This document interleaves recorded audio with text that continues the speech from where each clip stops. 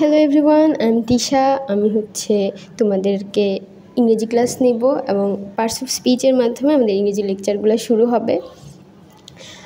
So প্রথমে আমি বলি পার্টস অফ স্পিচ মানে কি। একটা স্পিচ বা একটা সেন্টেন্স, এটার মধ্যে কিছু শব্দ থাকে, সেই শব্দগুলোই হচ্ছে এক একটা পার্টস অফ স্পিচ। যেমন আমি এখানে বলছি যে আই এম তিশা, এখানে আই একটা পার্টস অফ স্পিচ, এম একটা পার্টস অফ স্পিচ, তিশা আরেকটা পার্টস অফ স্পিচ। তো আমরা আসলে কীভাবে জানবো যে কোনটা কোন পার্টস অফ স্পিচ? এই আইডেন্টিফিকেশনটাই আমরা আজকে থেকে শিখব, যে কোনটা কোন পার্টস অফ স্পিচ এটা। তো এর জন্য আমাদেরকে প্রথমেই জানতে হবে এর ক্লাসিফিকেশনগুলো। যেমন আমরা ছোটোবেলা থেকেই জানি যে পার্টস অফ স্পিচ হচ্ছে 8 প্রকার। আচ্ছা, 8 প্রকারের মধ্যে প্রথমে আসে হচ্ছে নাউন। নাউন জিনিসটা কি? নাউন হচ্ছে যে কোনো কিছুর নাম। আমরা সবাই সেটা জানি যে নাম হলেই সেটা নাউন। এটা হতে পারে কোনো ব্যক্তির নাম, হতে পারে কোনো বস্তুর নাম, কোনো জায়গার নাম, বা কোনো গুণের নাম, কোনো দোষের নাম, বা যে কোনো কিছুর নাম হতে পারে। এরপর আসে হচ্ছে প্রোনাউন। প্রোনাউন কি? প্রোনাউন জিনিসটা হচ্ছে নামের পরিবর্তে বসে।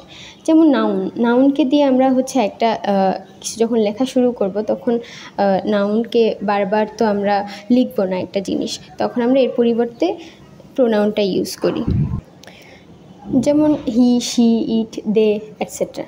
তারপর আসে হচ্ছে অ্যাডজেক্টিভ। অ্যাডজেক্টিভ কী করে? অ্যাডজেক্টিভ হচ্ছে মডিফাই করে।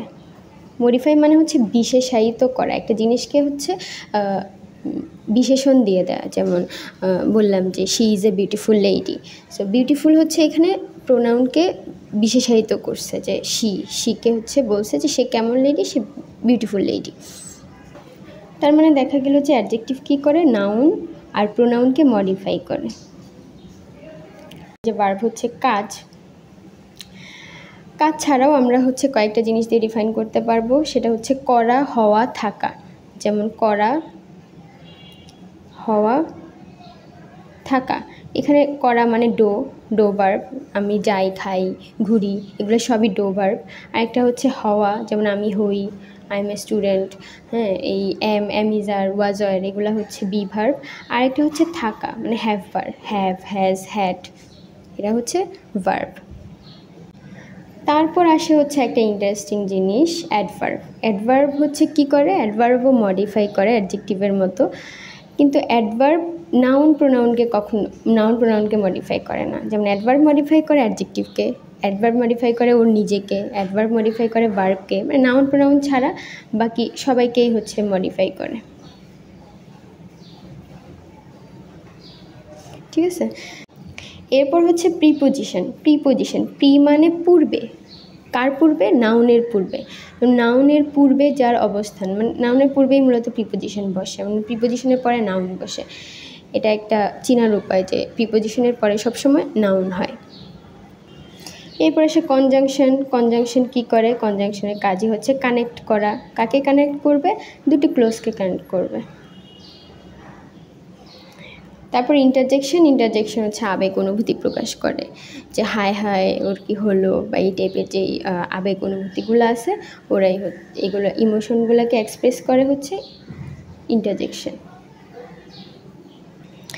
তারপর আমি তোমাদের জন্য একটা প্যাসেজ লিখে রাখছি, এটার মধ্যে মোটামুটি সবগুলা স্পিচই দেয়া আছে।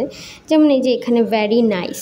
ভ্যারি নাইস কি? ভ্যারি নাইস হচ্ছে অ্যাডজেক্টিভ, ভ্যারি হচ্ছে অ্যাডভার্ব। নাইসকে মডিফাই করছে ভ্যারি, আর নাইস কাকে মডিফাই করছে? এই যে জারকে মডিফাই করছে, গ্লাস জারকে মডিফাই করছে। তো নাইস হচ্ছে অ্যাডজেক্টিভ আর ভ্যারিটা হচ্ছে অ্যাডভার্ব, জারটা হচ্ছে নাউন। এখানে ওয়াজ হচ্ছে ভার্ব, অ্যান্ড ইট হচ্ছে প্রোনাউন। প্রিপোজিশন। এই যে প্রিপোজিশন, এই প্রিপোজিশনের পরে কি হইলো? দ্য টেবিল হচ্ছে এই যে দ্য টেবিল হচ্ছে একটা নাউন। বলছিলাম যে প্রিপোজিশনের পরে সবসময় নাউন হয়। ওকে, চলো আমরা নাউন পড়া শুরু করি। নাউন দিয়ে আমরা শুরু করব পার্টস অফ স্পিচের ডিটেলস পড়া। নাউন তো আমরা জানি যে কোনো কিছুর নামই হচ্ছে নাউন, তো নাউনকেও আমরা ক্লাসিফাইড করতে পারি, যেমন কনক্রিট নাউন, অ্যাবস্ট্রাক্ট নাউন। এটা আমরা সবাই জানি যে অ্যাবস্ট্রাক্ট হচ্ছে যেটা আমরা ধরতে পারি না, ছুঁতে পারি না, যেটা আমাদেরকে ফিল করতে হয়। যেমন অনেস্টি তো আমরা ধরতে পারি না। অনেস্টি, কাইন্ডনেস, ফ্রিডম, এগুলো হচ্ছে এক একটা নাউন। যেমন honest man, he is a honest man. এখানে ম্যান হচ্ছে নাউন, ম্যানকে মডিফাই করছে অনেস্ট। এখানে অনেস্টটা হচ্ছে অ্যাডজেক্টিভ, কিন্তু এখানে অনেস্টলি একটা গুণের নাম বলা হয়েছে, যে সততা, এই জন্য সে হচ্ছে একটা নাউন। আর কনক্রিট নাউনের মধ্যে বিভিন্ন টাইপস আছে, যেমন প্রপার নাউন, যেটা স্পেসিফিক নেই, যেমন তোমার নাম, একটা নাম। ঢাকা একটা স্পেসিফিক নেম, ঢাকা, বাংলাদেশ, এরকম স্পেসিফিক নেম যদি বলি, সেটা হচ্ছে প্রপার নাউন। কমন নাউন হচ্ছে জেনারেল নেম, লাইক কমন, যেটা শুনলে হচ্ছে তুমি বুঝতে পারবা যে একটা জিনিস মনে হইলে সবার কথা মনে হয়। যেমন বয় বললে কি কোনো একটা স্পেসিফিক বয়কে তোমার মনে হয়? এরকম না। বয় শুনলে হচ্ছে পুরো একটা ছেলে জাতিকেই তোমার মনে হইতে পারে। গার্ল শুনলে পুরো জাতিকেই মনে হইতে পারে। সো গার্ল, বয়, এরা হচ্ছে কমন নাউন। তারপর স্কুল, হ্যাঁ, তারপরে হচ্ছে যে নোভেল, পয়েট, তো এরা হচ্ছে কমন নাউন। তারপর আসে হচ্ছে কালেকটিভ নাউন, মানে এখানে একটা কালেকশন থাকবে। যে ধরো একটা টিম, ফুটবল টিম আর ক্রিকেট টিম, এখানে কি অনেকজন প্লেয়ারের একটা কালেকশন থাকবে। যেমন আর্মি, এগুলো হচ্ছে কালেকটিভ নাউন। যেমন ফ্যামিলিতে অনেকগুলো আমাদের ফ্যামিলি মেম্বাররা হচ্ছে একসাথে একটা কালেকটিভ একটা ওয়েতে থাকি, এই জন্য এরা হচ্ছে কালেকটিভ নাউন। তারপর আসে হচ্ছে ম্যাটেরিয়াল নাউন। ম্যাটেরিয়াল যেমন গোল্ড, ওয়াটার, মিল্ক, এরা হচ্ছে ম্যাটেরিয়াল নাউন। একটা প্রশ্ন রেখে দিছি যে what kind of noun is class জিনিসটা আসলে কোন নাউন, যেমন কমন নাউন নাকি proper noun, collective noun, material noun. এর মধ্যে দেখো ক্লাসে কী হয়, যেমন অনেক স্টুডেন্টরা মিলে একটা ক্লাস হয়, ক্লাসরুম হয়, তো ওই ক্লাস হচ্ছে একটা কালেকটিভ নাউন। ঠিক আছে, এখানে অ্যান্সার হবে কালেকটিভ নাউন। আচ্ছা, এরপর হচ্ছে ফরমেশন অফ নাউনগুলো আমরা আসলে দেখে চিনব কীভাবে যে এটা একটা নাউন। সহজেই যদি চিনতে চাই, আমাদের তো আসলে এত কিছু বুঝে এত কিছু চিন্তা করে পরীক্ষায় অ্যান্সার করার সুযোগ থাকে না, সাধারণত সময় অনেক কম। তা আমরা আসলে চিনব কীভাবে যে এটা দেখেই একদম চিনে ফেলতে পারবো যে এটা একটা নাউন।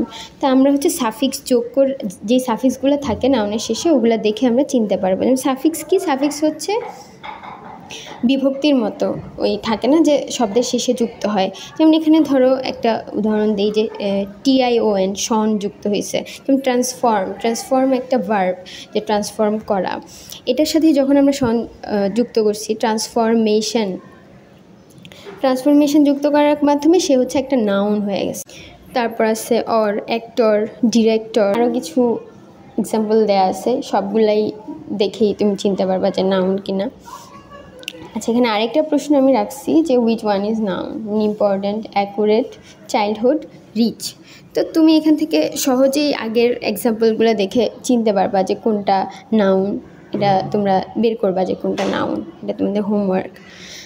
তারপরে হচ্ছে honesty is a good virtue. Here the word honesty is, এখানে অনেস্টিটা কী, অ্যাডজেক্টিভ নাকি অ্যাডভার্ব নাকি নাউন না প্রোনাউন? এটা আমি তোমাকে ওই তখনই বলছি যে অনেস্টিটা নাউন। কেন নাউন? এই যে এইখানে আমি হচ্ছে নাউনের ফাংশনগুলো লিখে রাখছি যে নাউন আসলে কোনগুলো। যেমন সাবজেক্ট হিসেবে, যেটা আমি একটু আগেই বললাম যে সাবজেক্টের জায়গায় বসবে সে নাউন অথবা প্রোনাউন হতে পারে। অবজেক্টের জায়গায়, যেমন উই এনজয় ওয়াচিং টিভি, এই ওয়াচিংটা হচ্ছে নাউন। তারপরে প্রিপোজিশনের পর, তো আমি বলছিলামই যে প্রিপোজিশন নাউনের আগে বসে, তাইলে কি প্রিপোজিশনের পর নাউন বসে। তারপর সাবজেক্টের কমপ্লিমেন্ট হিসেবে, যেমন আই এম এ স্টুডেন্ট, তাহলে সাবজেক্টকে আইয়ের কমপ্লিমেন্ট কি, সে হচ্ছে একজন স্টুডেন্ট। তারপর অবজেক্টের কমপ্লিমেন্ট, যেমন উই মেড হিম ক্যাপ্টেন, যেমন তাকে আমরা কি বানাইছি, ক্যাপ্টেন বানাইছি, ক্যাপ্টেন এখানে নাউন। আচ্ছা, আরেকটা বিষয় আছে হচ্ছে অ্যাপোজিটিভ জিনিসটা কি? এটা হচ্ছে নাউনকে যখন একটা সেন্টেন্স বলার সময় যে নাউনটা থাকে, যাকে নিয়ে আমরা কথা বলতেছি, ওকে নিয়ে এক্সট্রা কোনো ইনফরমেশান দেওয়া। যেমন এই যে Kazi Nazrul Islam, the rebel poet, যে এটা একটা noun, was born in Bangladesh. আচ্ছা, তারপর আসে হচ্ছে জিরান্ড নাউনের মতো কাজ করে, দেখতে যদিও ভার্বের মতো লাগে, কিন্তু ওরা হচ্ছে নাউনের মতো কাজ করে। ভার্ব প্লাস আইএনজি যুক্ত হয় জিরান্ড। যেমন এই যে ওয়াকিং, ওয়াকিং এখানে অ্যাকচুয়ালি একটা জিরান্ড, ওয়াচিং একটা জিরান্ড। এটা কি নাউনের মতো কাজ করে কিন্তু দেখতে ভার্বের মতো, ভার্বের সাথে আইএনজি যুক্ত হয়, সেটাই হচ্ছে জিরান্ড। এই তো আমাদের নাউনের ক্লাস এইটুকুই।